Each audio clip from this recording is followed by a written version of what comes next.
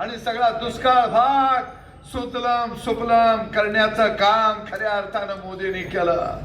आणि म्हणून मोदींनी काय दिलं ह्याच्यापेक्षा काँग्रेस समर्पित आघाडीला मी विचारतो की अरे बाबा, जे मोदीने आवाहन केलं, सोनं खरेदी करू नका, डिझेल पेट्रोलचा जपून वापर करा, खाद्यतेलाचा जपून वापर करा, इलेक्ट्रिक वाहनं वापरा.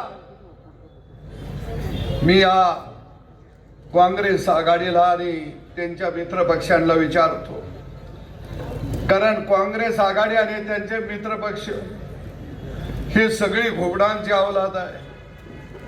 या घोबडाने कधी गावगाड्यासाठी कधी आवाज उठवला नाही. ही घोबडं कधी शेतकऱ्याच्या बाजूने बोलली नाही. मला या काँग्रेसला आणि त्यांच्या साथीला असणाऱ्या आघाडीला प्रश्न विचारायचा. अरे हो, मोदींना जे आव्हान केलंय त्या आव्हानाला साथ द्यायला महाराष्ट्रातला शेतकरी आता खंद्याला खंदा लावून उभा राहिलेला आहे. कारण आम्हाला याची भीती वाटत नाही.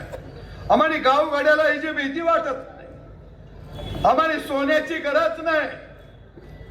आम्हाला डिझेल पेट्रोलची गरज नाही. बस आमच्या ट्रॅक्टरला दिलं डिझेल पेट्रोल, आमची शेती सुरू झाली तर आम्ही सगळ्या जगाला खाऊ पिऊ घालतो. अरे आम्हाला याची चिंता नाही. आम्हाला कुठं इंडियामध्ये परदेशामध्ये गावगाड्याला फिरायला जायचं नाही. चिंता कुणाला लागली या? आई खाऊनला लागली या? चिंता कुणाला लागली या? ज्यांना सत्ता मिळत नाही त्यांना सत्तेचे ढोळे लागलेले आहेत.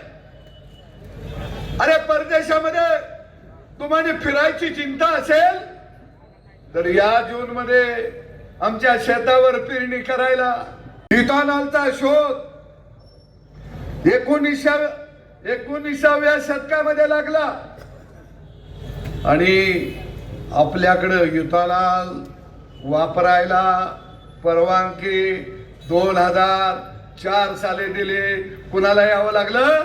अटल बिहारी वाजपेयी यांना यावं लागलं. अरे तुम्ही 100 वर्ष देशाला स्वातंत्र्य मिळायच्या अगोदर 100 वर्ष अगोदर इथेनॉलचा शोध लागला. तुम्ही का नाही इथे इथेनॉल डिझेल पेट्रोलच्या ऐवजी वापरलं? का नाही वापरलं? मोदी सरकार आल्यानंतर इथेनॉल डिझेल पेट्रोल मध्ये 20% वापरायची परवानगी 2014 ला दिली. त्याच्यासाठी या देशाचा पंतप्रधान मोदींना व्हावं लागला. अरे तुम्ही जर आम्हाला इथेनॉल जर वापरायला त्यावेळी परवानगी दिली असती तर आज सगळ्या गाड्या इथेनॉल वरती चालल्या असत्या. सगळे इंजन इथेनॉल वरचे निघाले असते. हे पाप कुणाचं? हे पाप खऱ्या अर्थानं काँग्रेसचा आहे. पण त्या पापाचं खपार कुणावर? मोदीवर. अरे मोदीने काय केलं? मोदीने हा देश एक संघ ठेवला. आवाज द्या, तुमचा आवाज येऊ द्या. केलं पाहिजे की नाही केलं पाहिजे? आता हे बाजार मुंगे गावागावात फिरतायत आणि ते सांगतायत की आता हे देशाचं असं झालं, देशाचं तसं झालं. अरे जरा अक्कल पाहिजे. आम्ही तर एवढे काय यातले अर्थतज्ञ नाही आहे, परंतु जो 10 वेळा का 9 वेळा या राज्याचा अर्थमंत्री म्हणून अर्थसंकल्प मांडलाय. आता मला कोणीतरी सांगितलं की भारतामध्ये लॉकडाऊन होईल असं स्टेटमेंट करतोय. अरे याचं डोकं मेंढराच्या डागणीनं डागलं पाहिजे असं मला वाटायला लागलंय. मेंढरा माहित आहे ना, डागणी टाकते तुम्हाला तेव्हा अक्कल येईल. अरे कशासाठी केलंय हे? ही काय परिस्थिती आहे? जेव्हा जेव्हा युद्ध होतं तेव्हा तेव्हा अशी संकट उभा राहतात. तिकडं राहुल गांधींनी स्टेटमेंट केलं की देशाचे पंतप्रधान साहेब आता लोकांच्या वती ढकलायला लागले. जबाबदारी राहुल गांधींना माहित नाही. त्यांचे पंजोबा एकूण आता ती हॉर्मुझ नावाची जी समुद्र दुनिया आहे ती बंद पडली मध्ये महिनाभर. मग आपल्या एका देशाचं तेल थांबलं होतं का? नाही आहे. अनेक राष्ट्रांचं तेल तिथं थांबलं होतं.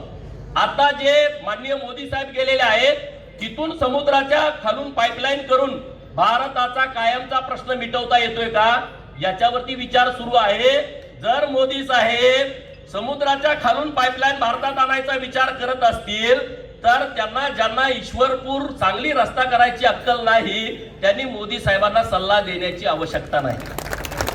ज्यांना साधे खड्डे बुजवता आले नाहीत ते समुद्राच्या खाली कधी जाणार सांगा? जाऊ शकतात का सांगा? विहिरीत उडी मार म्हणलं तर मारायचं नाही, समुद्राच्या खाली कधी जाणार? त्यामुळे हे जे विषय आहेत, लोकांची माती भडकवण्याच्या दृष्टिकोनातून त्यांचा जो प्रयत्न सुरू आहे, तो प्रयत्न आपल्या सगळ्यांना हाणून पाडायचा आहे. मसाल्याच्या बाबत पण आपण चांगलं